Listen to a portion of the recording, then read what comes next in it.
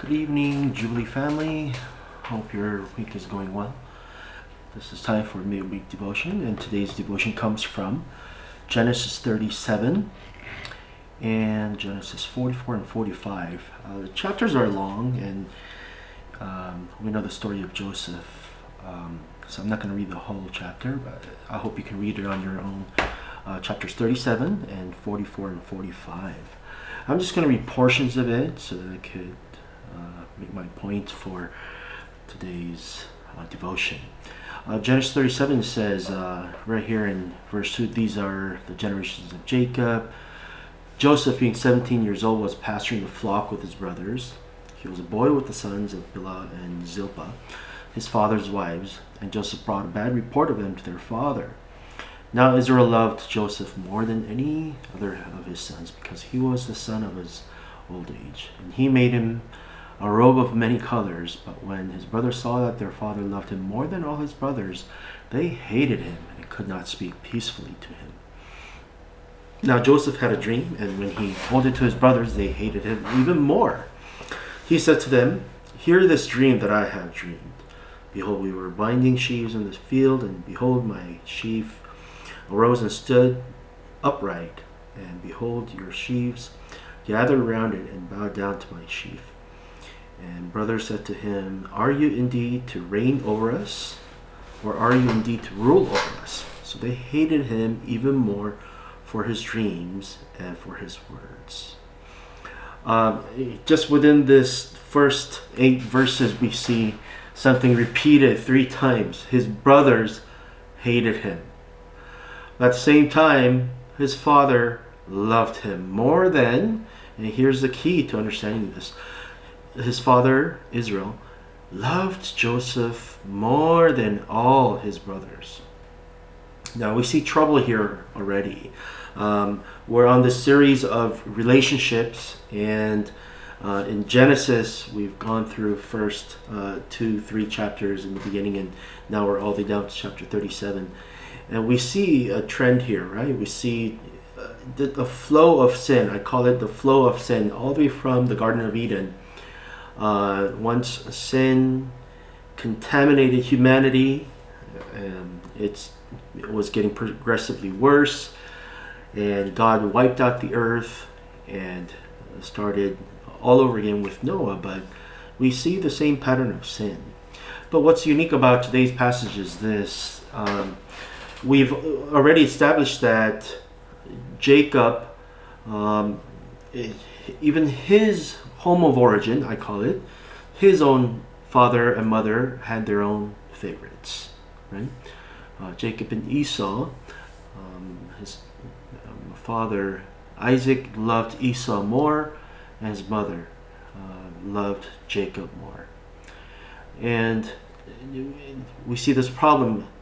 There's a conflict within the family because of their own favoritism, and there's deception, right? All throughout Jacob's life, he's been deceiving his brother, his father, and his father-in-law, but he got a taste of his own medicine. His father-in-law deceived him into marrying his 2 daughters and their servants. And now we're stuck with this family. It's not exactly an ideal family here. Why? He has 2 wives and 2 concubines, and he has all these children among them. But Jacob always loved his wife, right? He loved his wife. He never considered Leah as his wife. He was kind of stuck with her, but in his heart he loved Rachel. Now, here, what's been passed down is this problem of favoritism. What does favoritism do? What kind of effect does it have in the family? The first thing we need to know is that favoritism produces jealousy. And that's the first point of today's devotion. It produces jealousy. it's very difficult, I think, sometimes for the parents to kind of really divide their attention equally to all the children. For those of you that have a big family, I don't know if your favoritism is shown outwardly towards the kids, and if it does, then the kids will catch it.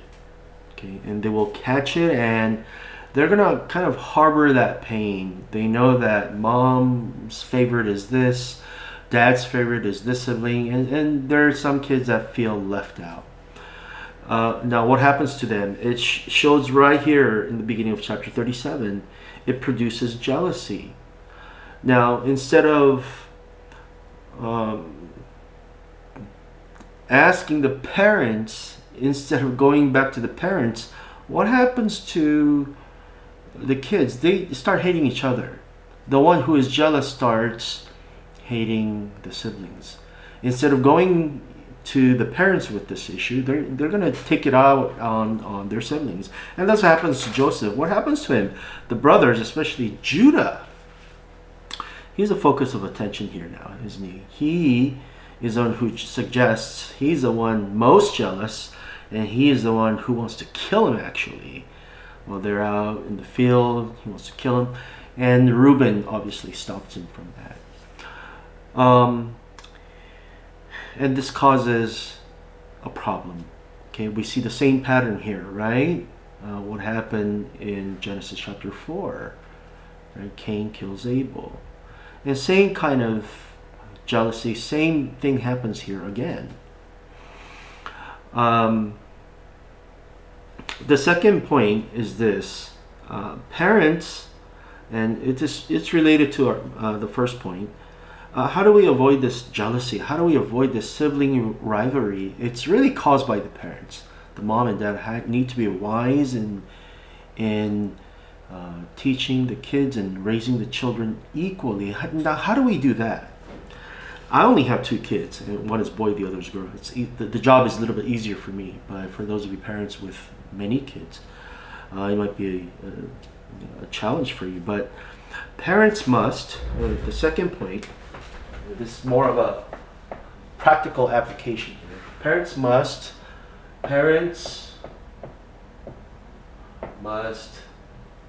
find each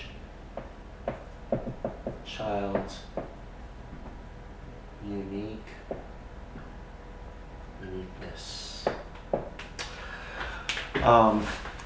And this is the key. Finding the child's uniqueness is the key.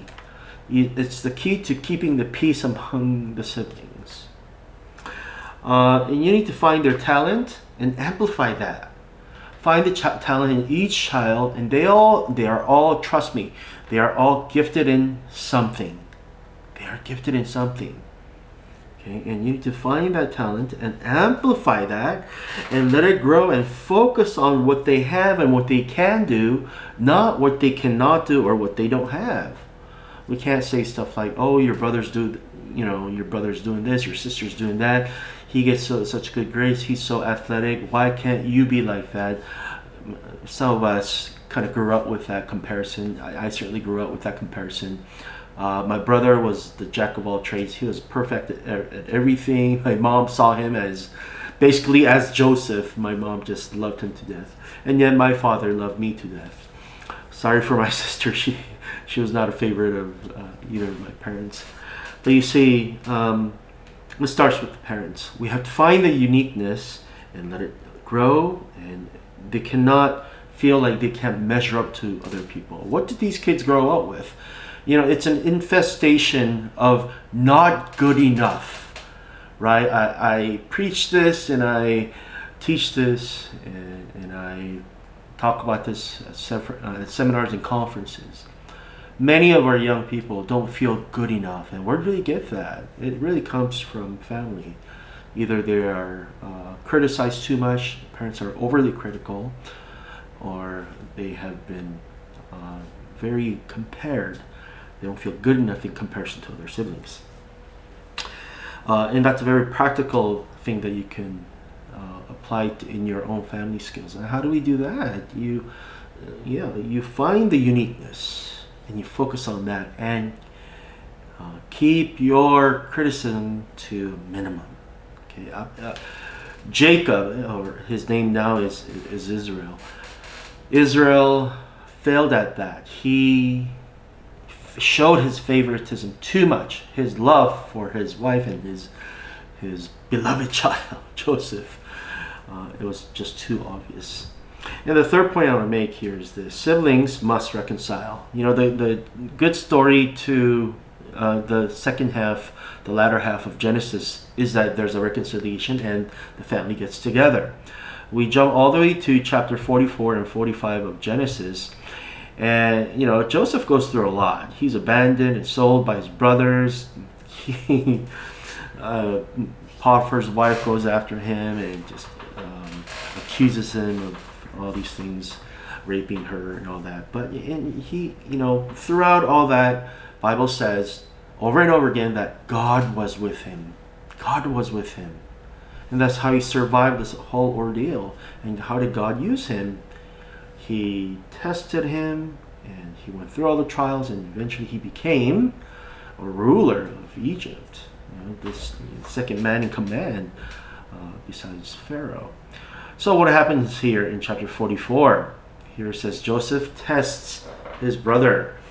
Now, in the earlier chapters, Joseph sends his brothers back to their father, and he's constantly testing them, and he's testing them once more at this juncture, where he fills the men's their sacks with food, and they carry, and he puts his cup, and his silver cup, in the mouth of the sack of the youngest, and his money for the grain, and Joseph commands this to the servants, and guess what happens? They find it, and they're accused.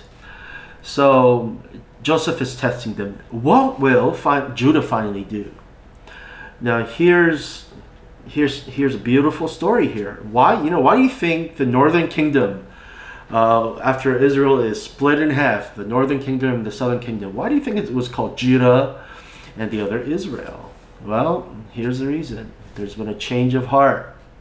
The same Judah who sold his brother, who wanted to kill his brother Joseph, the same Judah had a change of heart. When his brother's life was at stake here, his brother Benjamin, again, father Israel is showing so much favoritism again. He loved Benjamin. In the absence of Joseph, he thought his son died. He had a second child with his beloved wife, and guess what happens? Showing same favoritism all over again. Judah caves in. Change of heart, and he comes to Joseph and says, I'm sorry, I can't do what you're requesting. Here, take my life. I know you wanted Benjamin here, but I can't bring him. You know, my father would die. Would you take me in Benjamin's place? Take my life if you want. Do whatever you want with me, but I just can't bring Benjamin. My father would die if he didn't have Benjamin. What happened here? There's been a change of heart. There's been a change of heart. And seeing this, Joseph is reminded of his father's love, and he's just dying to see Benjamin. And finally reveals himself. You know, Joseph reveals himself and tells him, brother, it is I. It's Joseph. Have no more fear. Don't worry. I'm not going to kill you. I'm not going to do anything to you. But promise me, go bring my father. Go bring my brother. I want to see them. I have all this land of Egypt. It's all yours. It's all mine.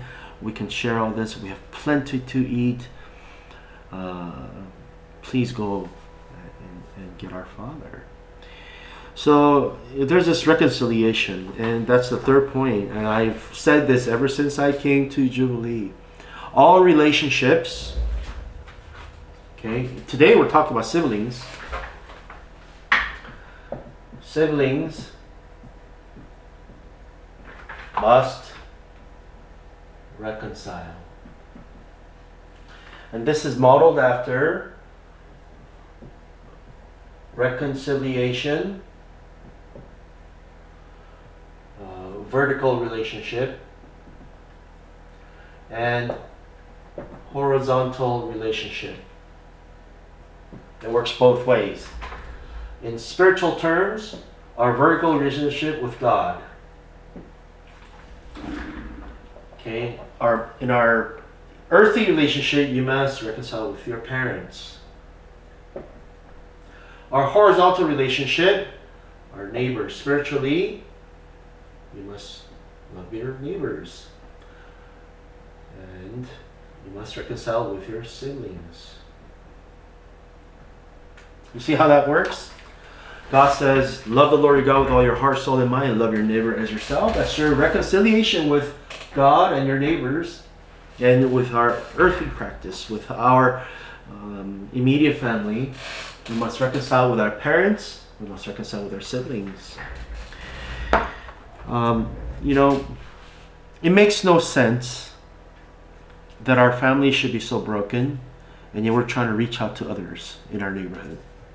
Our church, if our church wants to grow, this is where we need to focus on. I don't know what your relationship is with your parents, with your siblings, your cousins, whoever it may be.